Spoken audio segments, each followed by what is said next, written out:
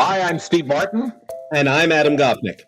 and today we're going to talk about our new audio biography, So Many Steves Afternoons with Steve Martin, which is a great, great title because that's actually what it is. It's a series of conversations between my friend Adam Gopnik and my favorite person, Steve Martin.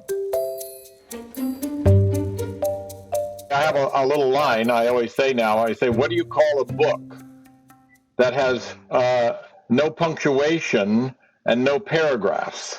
You call it an audiobook, and that's what we're doing, because Yes. it's more than stream of consciousness, I'd say, because it's a little more grammatical than just winging ad-libbing conversation, and we have topics. But I noticed that we're sort of described as friends, and there's so many definitions of friendship. Like, I'm friends with Martin Short. You might call him my best friend, but we don't talk every day. I don't talk to him 3 times a day. I probably don't talk to him once a week, you know. But it's the kind of thing where you can pick up where you left off. Yeah. And whereas Marty and I will talk about very stupid things, you and I talk about very smart things. Don't tell Marty that. I know. My line, Steve, is always that you have 2 short Canadian sidekicks, Marty and me. And Marty is your short, funny Canadian sidekick, and I am your short, pretentious Canadian sidekick. Well, but I get both. I get to be stupid and pretentious at the same time, depending on how I feel in the morning. What made you want to do? I said yes to this because I thought, what could be more fun than having a series of conversations with Steve, recording them, and getting paid for them? But what drew you to do this? I like the idea because in an audio documentary, you can do something you can't do in a book, and there's actually something you can't do in a video documentary, because a video documentary has to flow and have and be cut and be speedy and be bouncy. But an audiobook, you can take time. For example, if we mention a song, you can play it. You wouldn't play all of it. You play 10 seconds of it, but it gives you an idea of what we're talking about, because we have sections on music, we have sections on comedy, we have sections on magic, different things that have been an important part of my life, art collecting. Yeah, video documentary has to be good. I mean, it has to actually tell a story and so on. And here we could be free. We can go from one subject to the next. Well, also you could figure out what's worthy later. You can say, gee, I mentioned this song, it'd be great. If I mentioned a song I was inspired by from The Music Man, you can play a little bit of it. So the reader isn't lost. The listener isn't lost. Another thing, Steve, is that in a funny way, this audio biography is a kind of sequel to Born Standing Up, your very successful volume of memoirs, which only takes you to really the beginning of your That's right. Yeah. When I did Born Standing Up, I felt that episode of my life of doing stand-up has a beginning, a middle, and an end. Right. I struggled, I started being successful, and then I quit. So you have a story to tell. And then I realized, and the rest of it, which is the movie career, which sort of goes on and morphs and changes, it's just anecdotes. Yeah. There's no finale to say anything. And I thought, I just don't want to do a book of anecdotes. But in the audiobook, you get to talk in depth and probe one's own mind to find out exactly what you're thinking and feeling at the time and later about it. And this works, I think, because though episodic appropriately, it's a series of episodic explorations into everything you did before, but also everything you did after.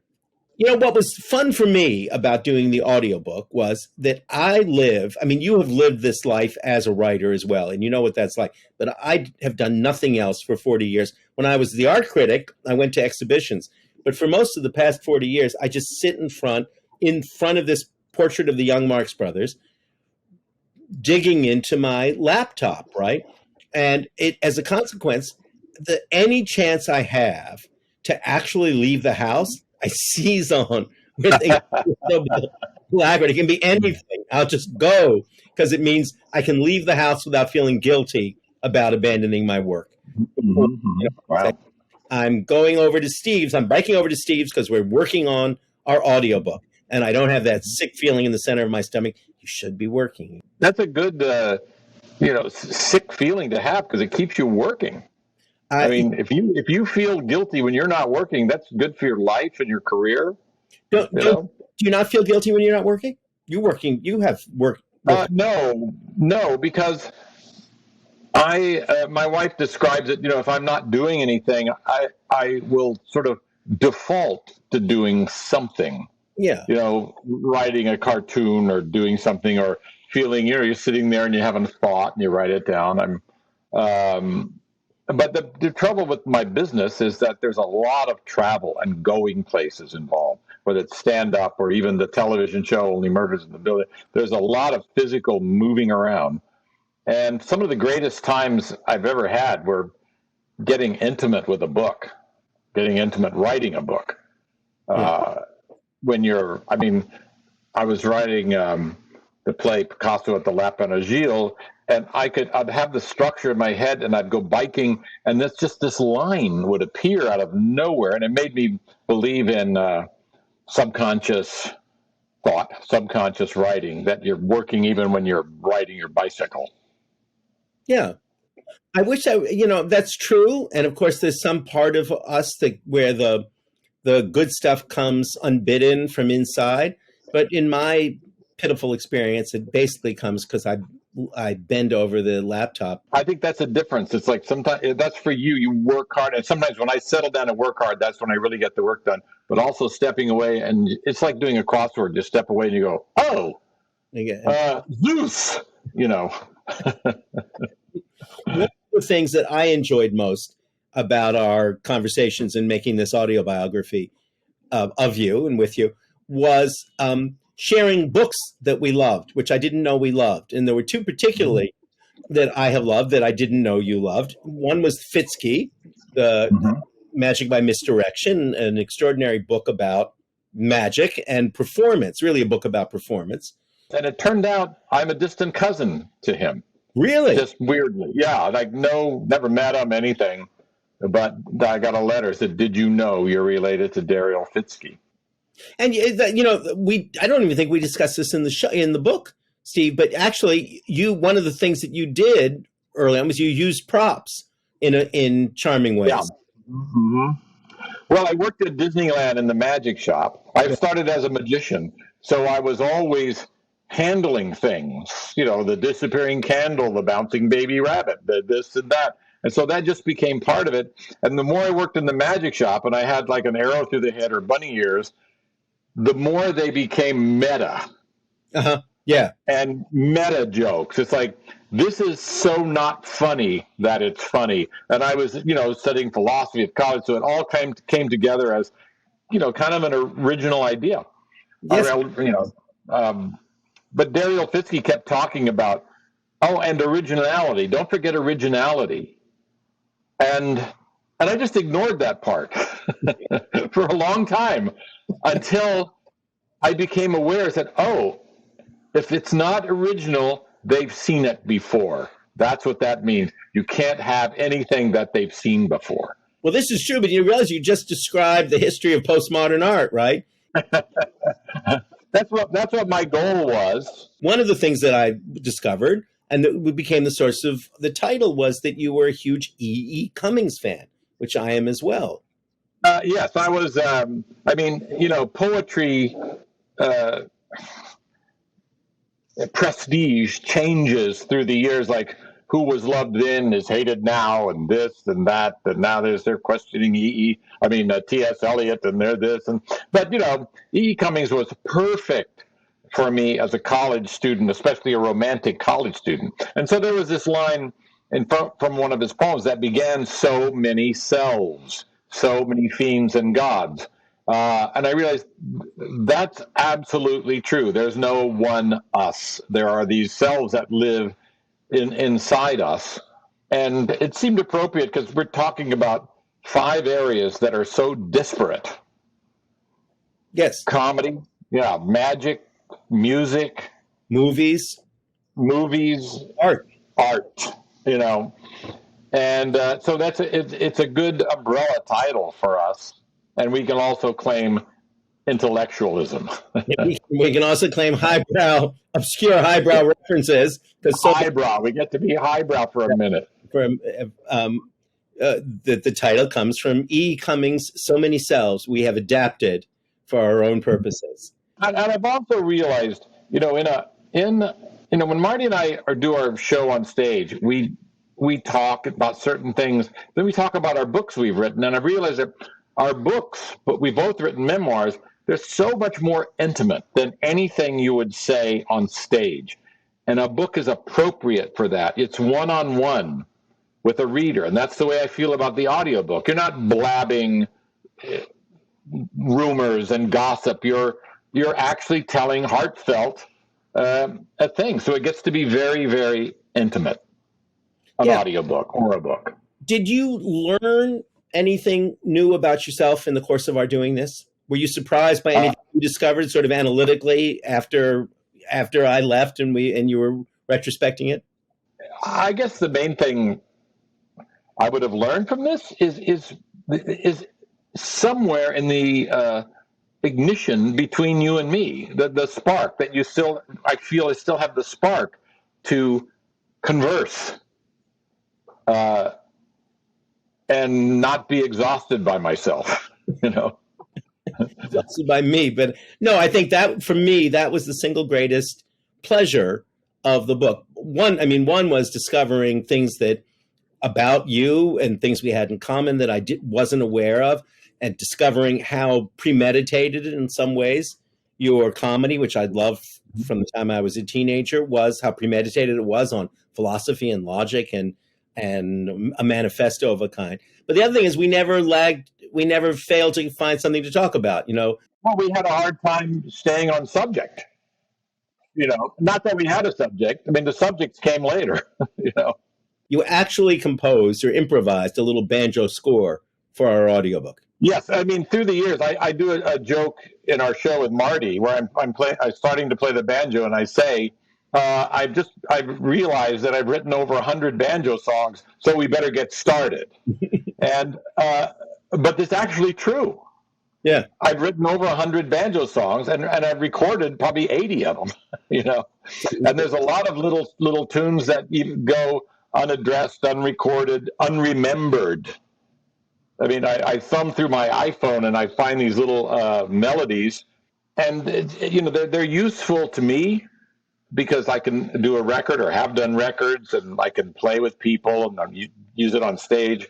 But as I know, people don't sit around and listen to 100 banjo songs in a row, So, but I love it. It's been a continuity in my life, a thread that runs through my entire life.